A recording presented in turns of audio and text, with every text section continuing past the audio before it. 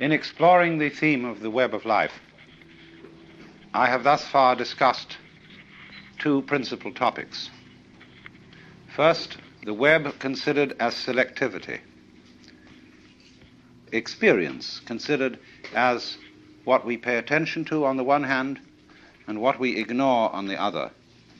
And I showed how the way in which we pay attention to the world creates, isolates, I'm using that as a noun, isolates that we call particular things, events, and persons, and they seem to be disconnected and to be alone because we ignore the connections between them. And I used the analogy of weaving where the threads go underneath and join on the back in a way that is not seen on the front. So you might say in the unconscious, although I don't particularly like that word because it makes it seem as if it was something rather dead. But on the unconscious side of life, as on the back of the weaving or the back of the embroidery, there are connections which are not published. Now, in the second part of the theme was the web as mutuality. When I discussed the way the existence of a web, the existence of cloth or anything like that, depends on a mutual support of the warp and the woof. And this miraculous thing occurs that when the things support each other, being comes into being, cloth comes into being. And so in exactly the same way, our world is a manifestation of relativity. And this requires a balance, a combination, a relationship of opposites in every domain of life. And although these opposites are explicitly different and even antagonistic, they are implicitly one. And that's the secret. See, these two secrets that we went into. The connection between what are supposed to be separate things and events and the mutual unity between what are manifestly, that is to say openly, for purposes of publication, opposites. Now this afternoon I'm going to take two other aspects of the web. The web is a trap, like the spider's web is a trap for flies. Also, the lovely embroideries are worn by women as traps for men, from a certain point of view. And I want to consider the web as something playful. You see, there are so many ways of looking at it. And you will find that all these ways are right, but what we need is the fullness of the view. There are people, for example, who can see the web as a trap and get stuck with that. There are people to whom existence is simply hateful. They see it as nothing but a ghastly mistake. The Lord really erred when he created this world, because he arranged it in such a way that everything lives by eating something else. And what I'm doing is I'm describing a certain point of view, you see. I'm not exactly philosophizing, I'm describing a point of view. You can look at life in such a way that the whole thing is this ghastly mistake. For example, there is no such thing as genuine kindness or love. Everybody is really pretending that they're loving other people in order to get some advantage from them. And indeed, there is a point of view which occurs in certain forms of paranoia where people don't seem to be real. They are mechanisms. And you can think that out quite intensely with a good deal of intelligence. After all, if you start from a good old Darwinian or Freudian basis and see that man is a material machine and that the consciousness of man is simply a very involved and complicated form of chemistry, and that's what it is, you see, well, then this awful mechanical things, these Frankensteins that everybody is, they come around and they say, well, I'm alive. I'm a human being, I have a heart. I love, I hate, I have problems, I feel.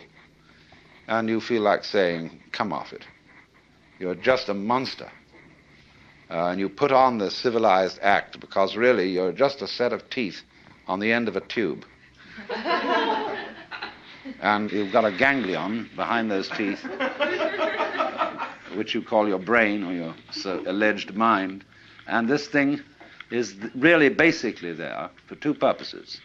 One, to be cunning enough to get something to eat, to put down the tube, and the other, you know what, Mr. Freud's libido. And everything else, you see, can be construed as an elaborate, subtle way of pretending that that's not really what you want to do.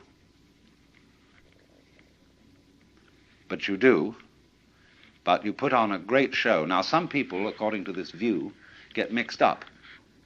They so repress that what they really want to do is to eat and to screw, that they get involved in higher things that are the masks for these activities, and think that that's the real purpose of life. And then they become what's called neurotic. And because they get involved in being pure camouflage.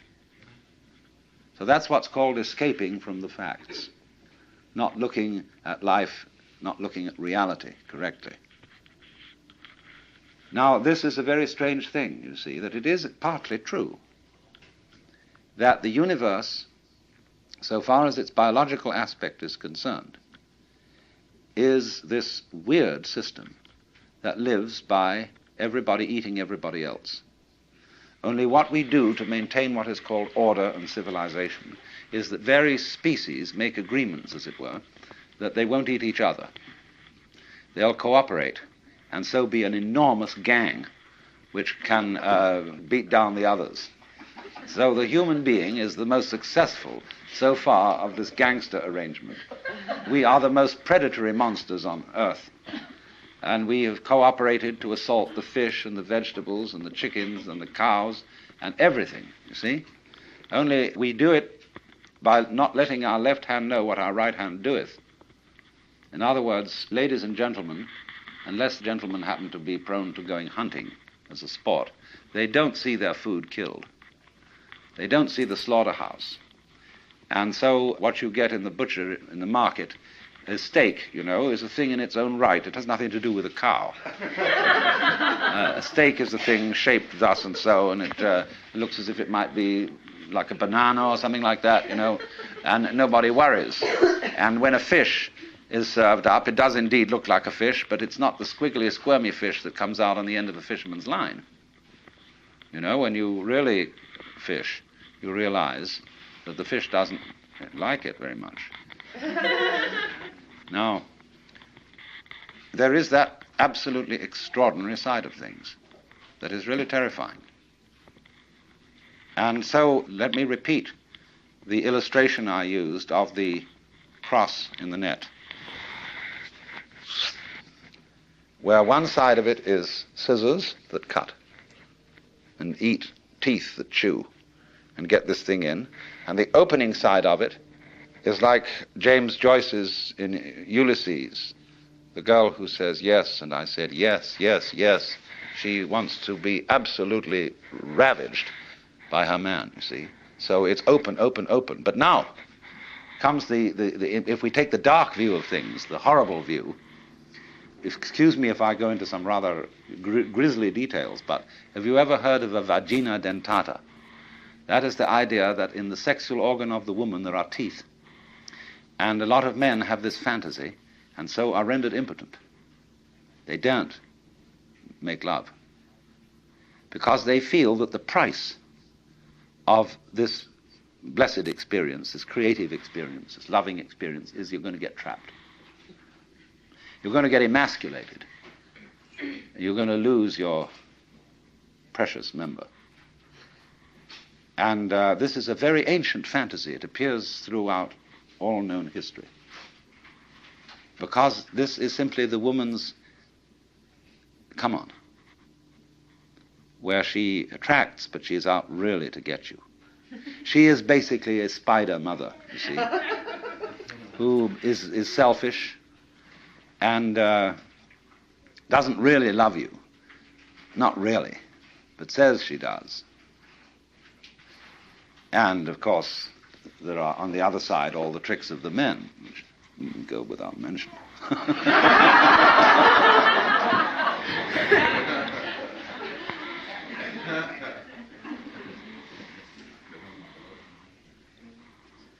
So this is a view of the world as a system of mutual exploitation and of maximal selfishness.